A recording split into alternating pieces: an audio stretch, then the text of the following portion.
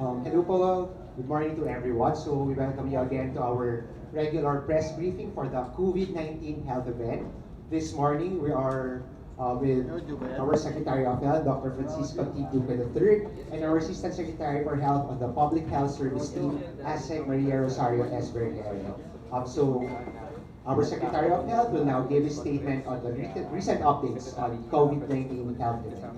Well, thank you very much, Dr. Ben. Once again, I'd like to welcome you to the DOH, our media partners.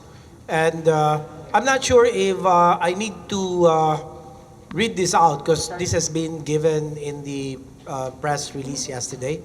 Did you get hold of this press release yesterday?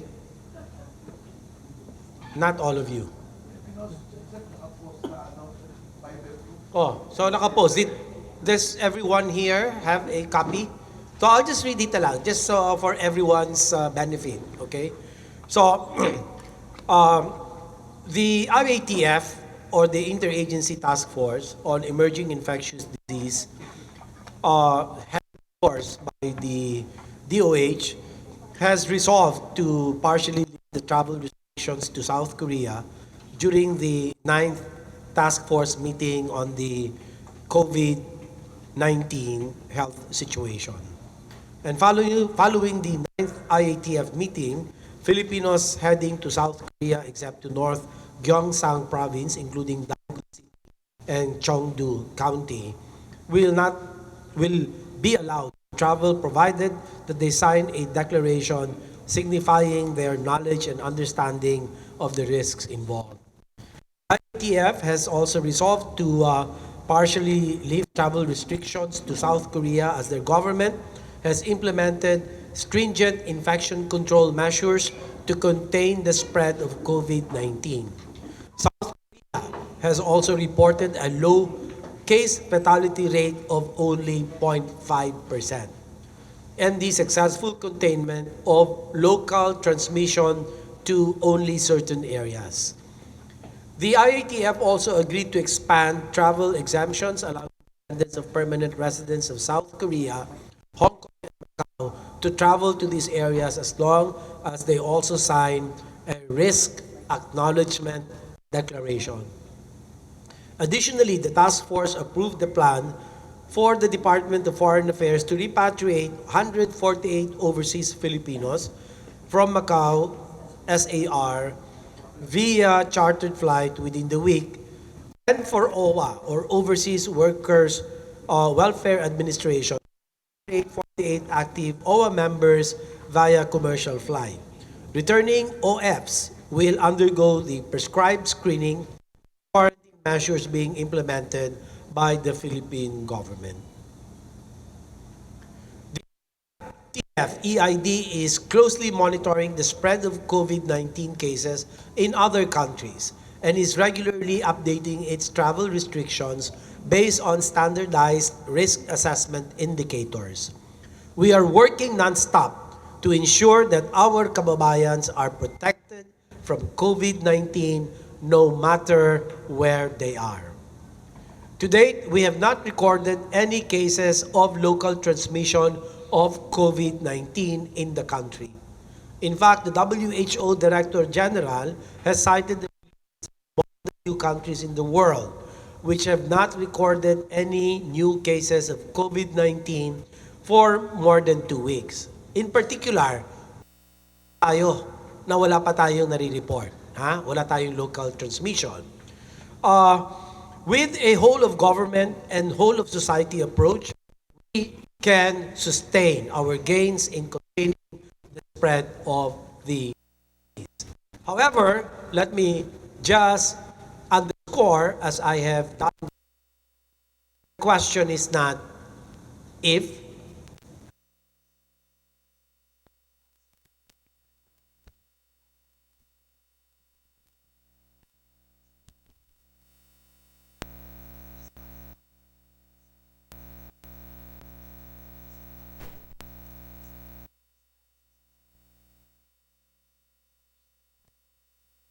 our guards down.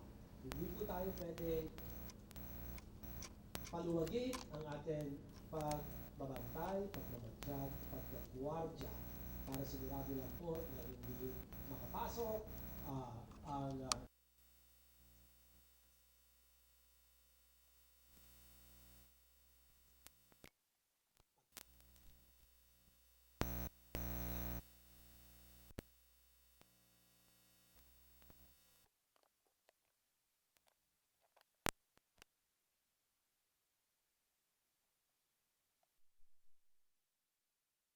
Media. I grant the Chair.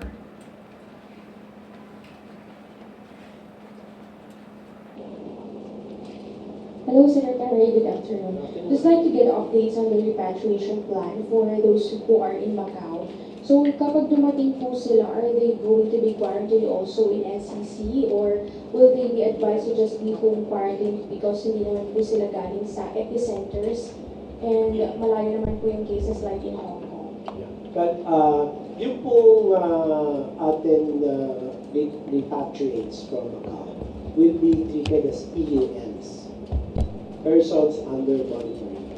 In fact, in the IETF, meron ng kasunduan na siguraduhin ng ating Bureau of Quarantine na ang mga lugar na kung taga saan man itong mga repatriates ay bibigyan ng kopya yung listahan sa DILG at sila naman po may pag-ugnayan sa mga pamahalaan lokal na masiguradong binabantayan sila by way of daily monitoring for fever, for coughs and colds, and other symptoms of respiratory illness.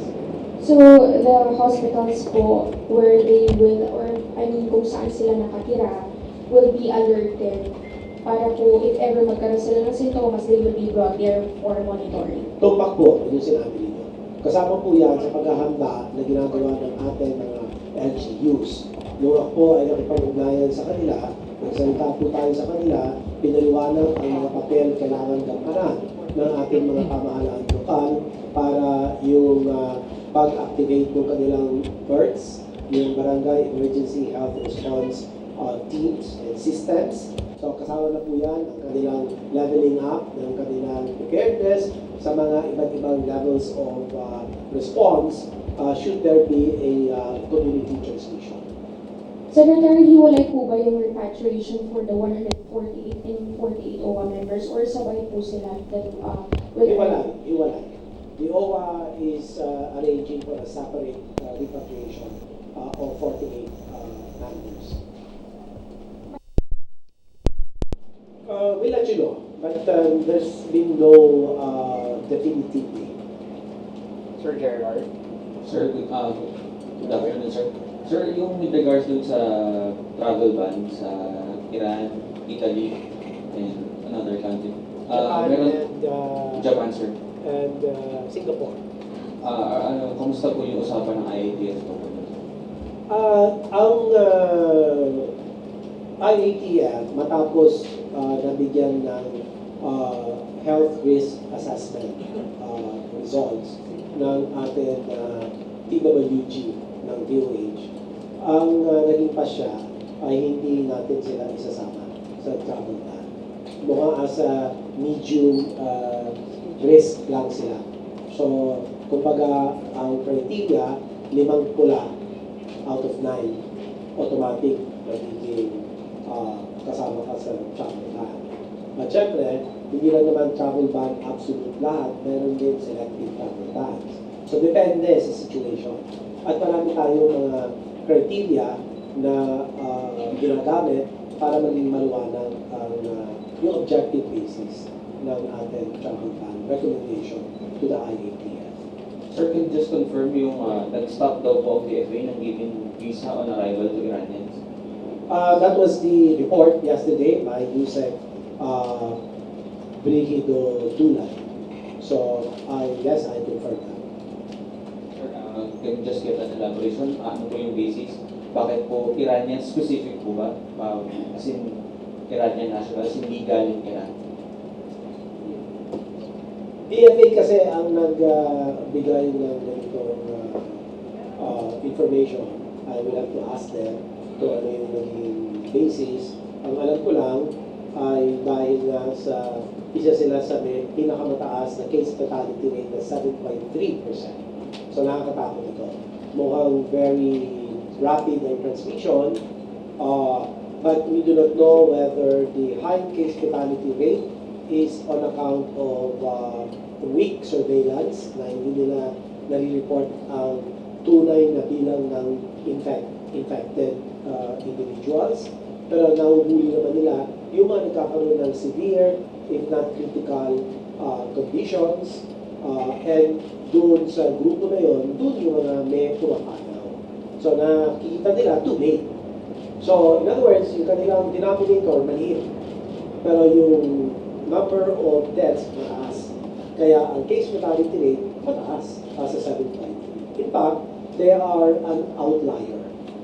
Because in China, the case fatality rate is about 3.84% in Hubei and in Wuhan, and about less than 1% outside of Hubei and Wuhan. In fact, most of the cases in 85% of cases in China is limited to Wuhan and Hubei province. 94%, okay, for the whole of China, yung reported cases.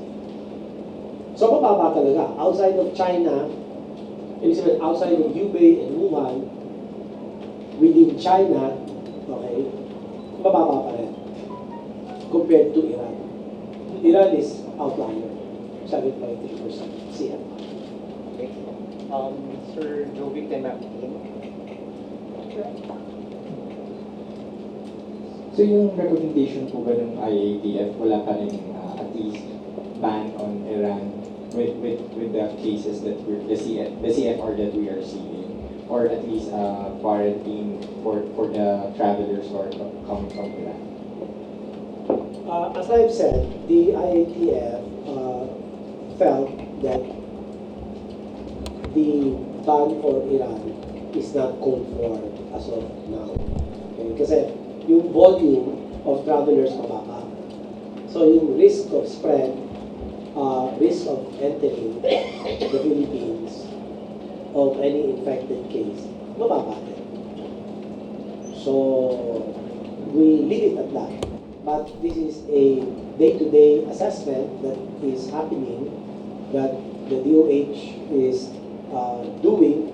So we cannot say whether tomorrow or on the next time we meet on Tuesday, baka magbago ang situation. Yung sa Macau repatriates namin, sir, bakit kailangan iwalay yung OFs and then yung OFWs sa flights? And same procedure din po ba yung gagawin sa kanila na no one will be allowed to board if symptomatic sila? Tama po ba? Wala. Nobody will be allowed to be repatriated if symptomatic. Ian, Sir JC Redemption.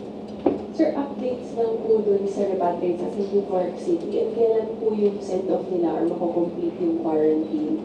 And second question lang po, kumakalat kasi on social media, fake news probably, pero ano siguro yung message sa public? It's a photo of a Chinese man na sinasabi na may lookout bulletin daw yung Bureau of Immigration kasi nakatakas daw from Wuhan, kasi in the Philippines right now. So may mga ganong kumakalat po ngayon. Ano gusto mong sabihin sa public about that? Well, these are unvalidated, unsubstantiated reports. So, pwede lamang po tayo magpagamit. Nakikiusap po ako sa ating mga kababayan na huwag po kayong magiging kasangkapan ng pagpapalawig ng mga peking, mga balita, mga unverified pieces of information ay wala pong idudulot ng kabutihan ito. Kahit na saan angulo po natin tingnan, talagang walang kabutihan, idudulot ito bagkus magkakaroon lang ng pangamba, takot, na hindi po natin yan kinakailangan sa mga ganitong panahon. Na tama tayo po ay dapat magkaisa at atin pong siguraduhin na lahat ng balita ay manggagaling po sa mga kapani-paniwalang mga lugar katulad ng Department of Health.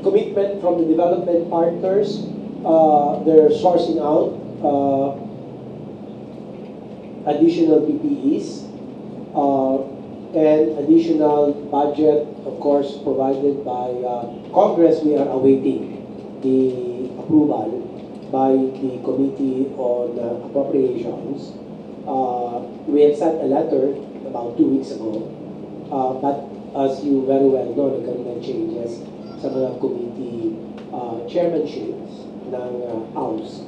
So I have instructed that a follow-up letter be sent after I sign it because we need their approval. And also, this comes after the President has very readily approved a little over 2 billion peso budget for the procurement of PPEs. As of now, sir, do we have enough budget to buy supplies po? Yes, we have enough budget. I just received a guidance from the BBM during our cabinet meeting last Monday, and he has pointed out to us that we have about close to 530 billion available budget of the DOH that we can use. In the meantime, that we are awaiting a 2+ billion peso approved by President Duterte, but which will need congressional nod.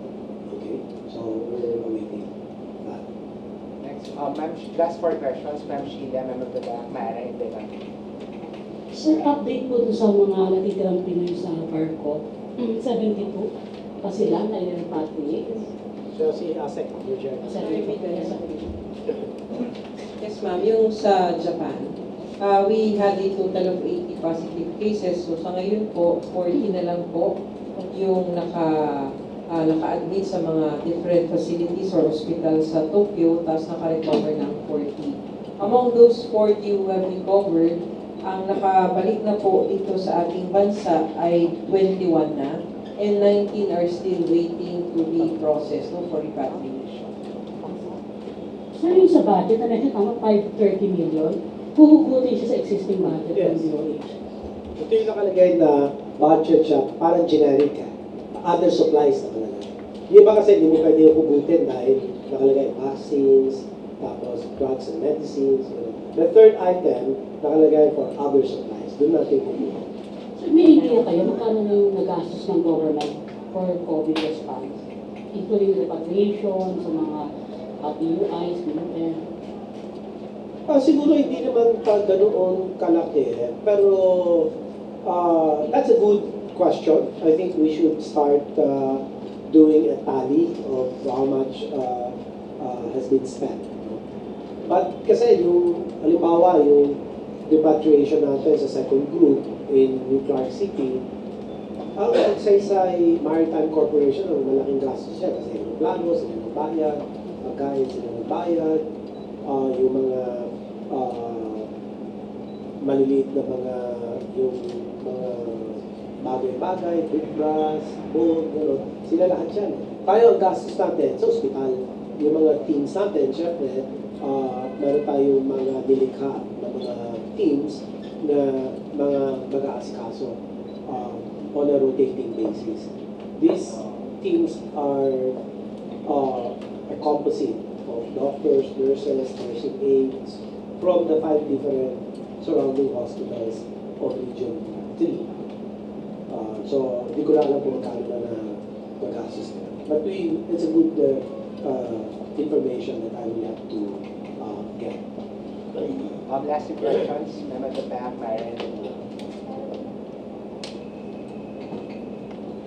Secondly, we asked for your comment lang. So, Kuwait announced new travel restrictions for several countries, including the Philippines. And starting March 8, Kuwait will require expatriates who visited the Philippines and 9 other countries to present proof that they are free of the novel coronavirus. Meron na bang local transmission sa Kuwait? Would you know if there is COVID in Kuwait? Wala ba? Can you find it out, Meg? Hindi pa ata kompleto yung sinabi mo. Yeah. Kasi sinasabi nila, kailangan recognize or accredited daw yung testing facility sa Pilipinas bago nila tanggapin yung resulta. Tama ba? Andiyan ba? Wala. Pero sa ganun po, ano po yung gagawin po natin in order to comply with that kanilang requirement? Or are we planning to ask There is for a- reconciliation? Yeah, well, I think that's the call of DOLE. DOLE should guide us. It should be DOLE who should respond to that. But kasi nung pinadala sa akin yung text, message na gano'n na nga, ang sabi nila, tatanggapin lang nila yung resulta ng testing from an accredited facility. Sila daw mag-a-accredit. Ngayon, there's only one testing center here, which is RITM. So, kailangan ba RITM lahat? Hindi natin kakayanin na kahit na walang symptoms, itetest mo lahat yan. Mauubos tayo dyan, hindi pwede. So, that is impracticable. Yes. Carolyn Bongkin po from CNN Philippines. So my first question is, clarify ko lang po yung number ng PUI. It's 39 today. Tama po ba? Si Asset, Virgeri has the latest. Yes, ma'am. It's 39 today. Ma'am, yesterday po kasi Tuesday morning, it was only 23 and now it's 39. Ano po yung net-cost ng pag-akyat ng number? Yes, ma'am. Actually, yesterday it was 25. And now it's 39. And this is an aggregate of all of these patients under investigation that we are monitoring. So with this, we have 18 which came from our different regional offices that are being reported as our regular patients under investigation. And then there is this addition, 2 coming from our referral hospital for these NCC repatriates. And then there's this addition of 19 patients under investigation. These are persons who recently had a travel to both in South Korea, had training there, and they are now admitted in one of our referral facilities. So that brings us to a total of 39. Just to follow up on the budget, sir. Yun pong ine-expect na PPE, ilan po ito and saan manggagaling? The PPEs, ang ating basis for the 2 billion budget is 5,000 healthcare workers ang allocation. So at 1,500 multiplied by the 5,000, multiply mo by 90 days because we're looking at a 90-day containment measure. And actual case management by the hospitals, more than containment, it's really the hospital care, multiplied by 3 shifts, and you get about 2 billion.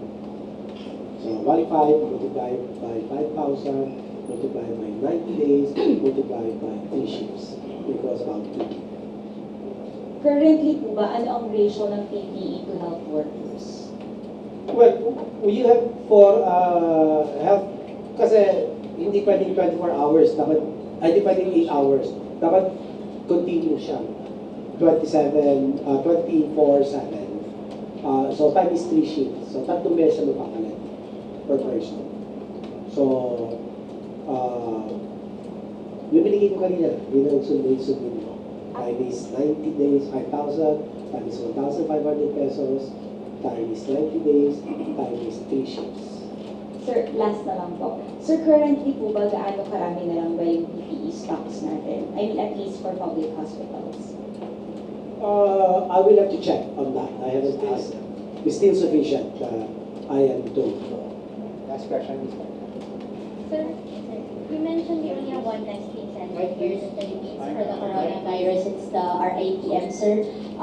Meron na rin po kasing banditos po dito sa Pilipinas, and actually even the US government is experiencing it, that we're not testing enough people. That's why some critics are saying wala nare-record daw po na local transmission or there are no new cases kasi perhaps we're not testing enough people for possible coronavirus kasi baka daw po some people are not showing the symptoms. So perhaps, sir, you can enlighten us if the criticism is fair po ba, and meron po ba tayong mga measures na ginagawa to eventually have testing centers like what South Korea is doing?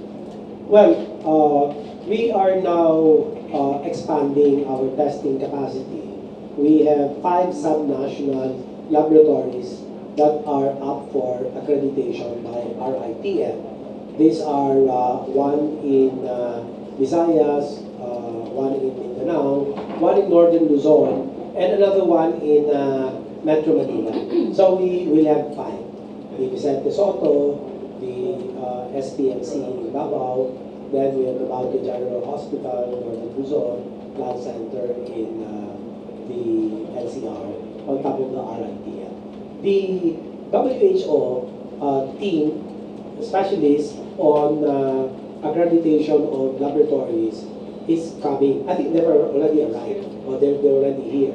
So they're going to help already set these capacities. Number 2, I have spoken to the ambassador of South Korea and also of Japan. Okay, and they have informed me that they have already the rapid diagnostic test kits. So iba kasi yan dun sa ginagamit natin sa RITM.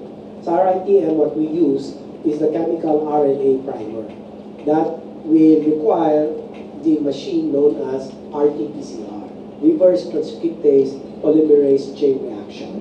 That's the machine that we need, that will do fingerprinting of the COVID-19. Now, this is a far more tedious testing procedure.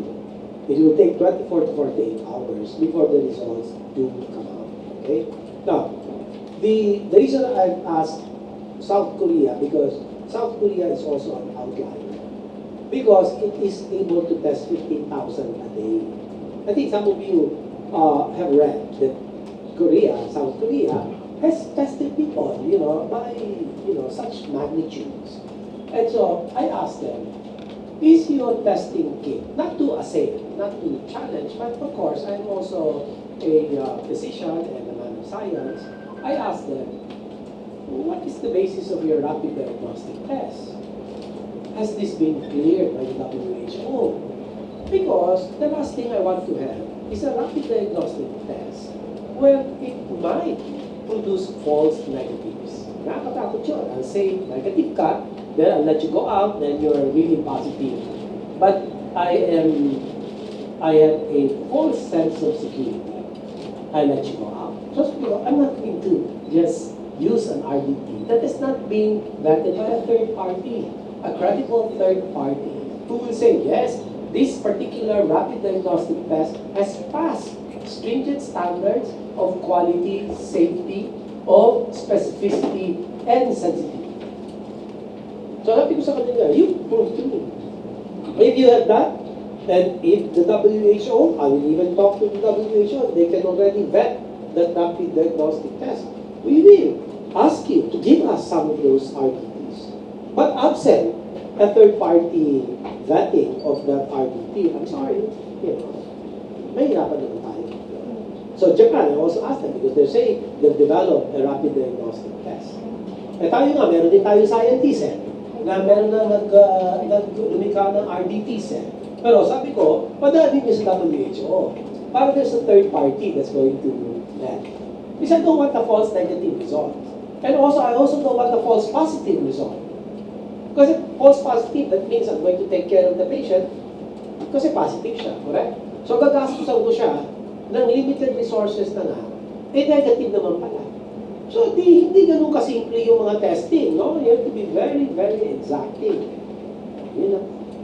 Okay, just one more follow-up, sir. Nakalimutan ko. Yung mga nagbabatikos, walang ginagawa siguro makabuluhan at makahulugan sa kanilang mga buhay. So, gaya na sinabi ko kanina, tanungin nila sarili nila, naghugas na ba sila ng mga kamay nila? Yun lang, ang tanong na natin sa mga batikos Hindi naman matatanggal ang batikos sa buong mundo. Di ba? Lahat naman yan meron. Diba? So, bawian natin ng makabuluhan, makatotohanan, mga kasagutan.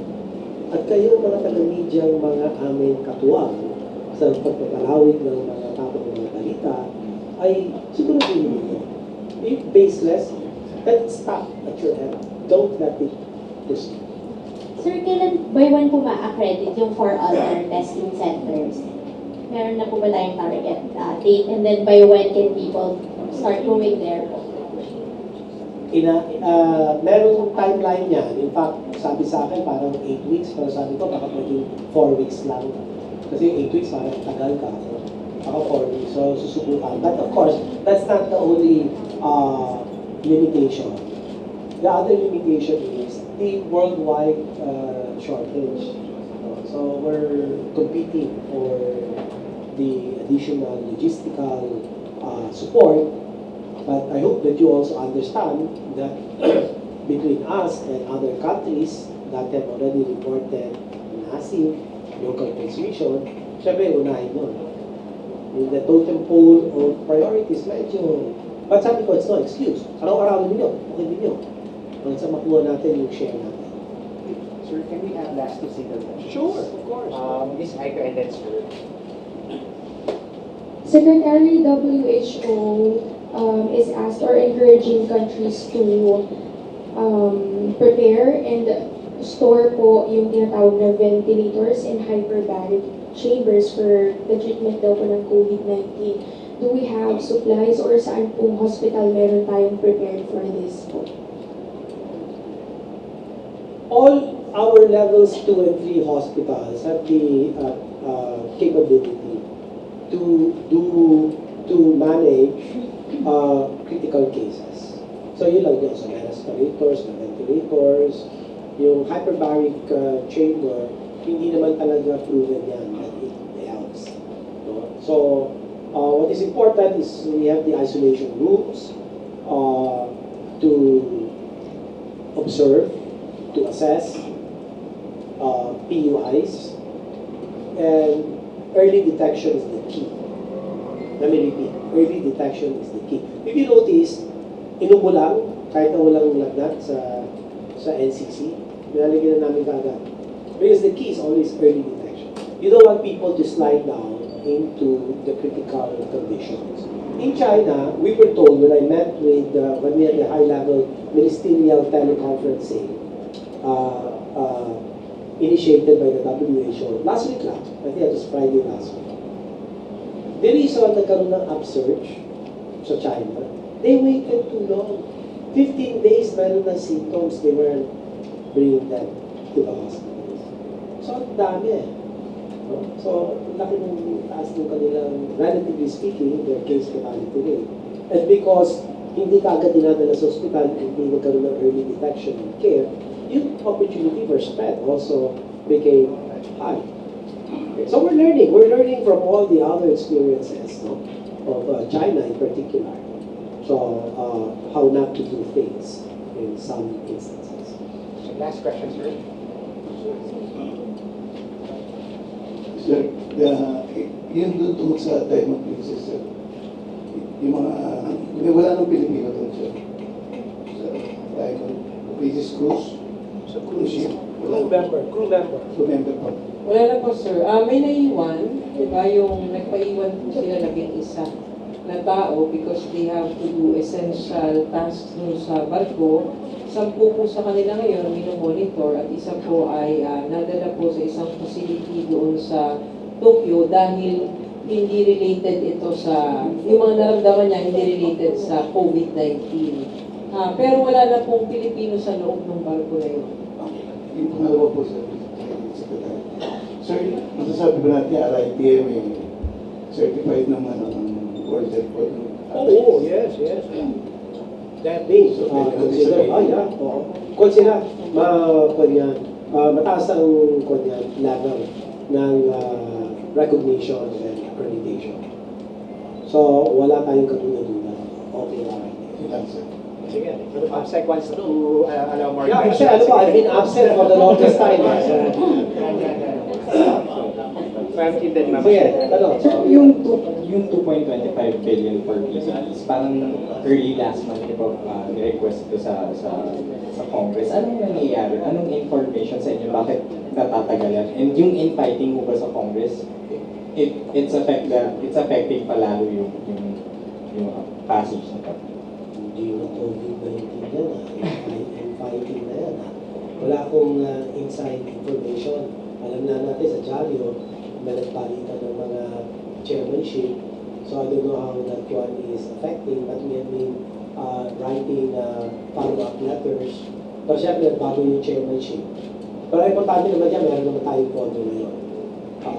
Based on the guidelines by the DBA. Sir, just to clarify, you mentioned earlier sa yung budget for now. How long will it last po? Yung 530 million?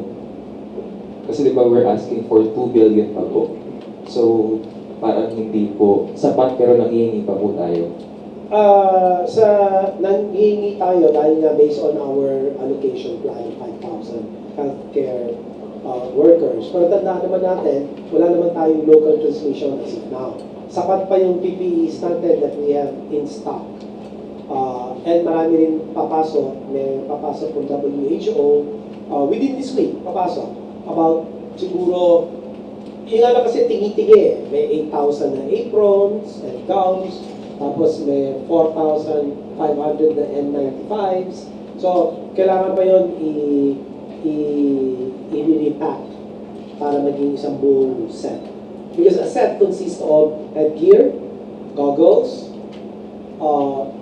mask, N95 mask, gloves, apron, overalls, the overalls, and then the apron, and then the shoe covers. About 6 or 7 items in one set of PPEs. So, iba-iba yung pinadadala. So, bubuhin natin, i-repack natin. But of course, syempre, ang pagbibigay din natin kasi ng PPEs, risk-based. Risk-based. Ibig sabihin kung sino yung pinakamalapit dun sa mga tao talaga may sakit, yun yung kukumpleto natin yung kanilang PPEs. Last two questions, Ma'am Sheila and Ma'am Dean. Single question kami. Ma'am, na-mention niyo yung 19 na nag-training sa SOCOR. Kailan sila dumating and nasa NCC sila lahat? Dumating sila dito sa bansa noong February 21. Sila ngayon ay nasa isang referral hospital natin. Yung mga nag-exhibit ng signs and symptoms. Tapos yung iba naman, nandun sila doon sa kanilang fort. Doon sila naka-quarantine sila ngayon. Fort, yung kanilang camp. So, military, police? These are trainees. Last question. Ma'am, yung sa follow-up lang kanina, yung mga nasa NCC, kailan po yung send-off sa kanila? And pwede mo That's March 11, bawal i-cover. Kasi yung mga, respetuhin natin yung privacy ng mga repatriates. You know, they don't want to be identified. So, let's respect that. Tuwing ko ba repatriate, please? Okay, so thank you very much. That concludes our daily, our regular press briefing. We will be updating the media on the next schedule. It might be tomorrow. So just be updated na lang po sa Viber group natin. Those who are not yet part of the Viber group, please approach Sir Dennis so that you will be added in the group. Thank you very much. Okay, thank you very much, everyone. Thank you. As I said, thank you.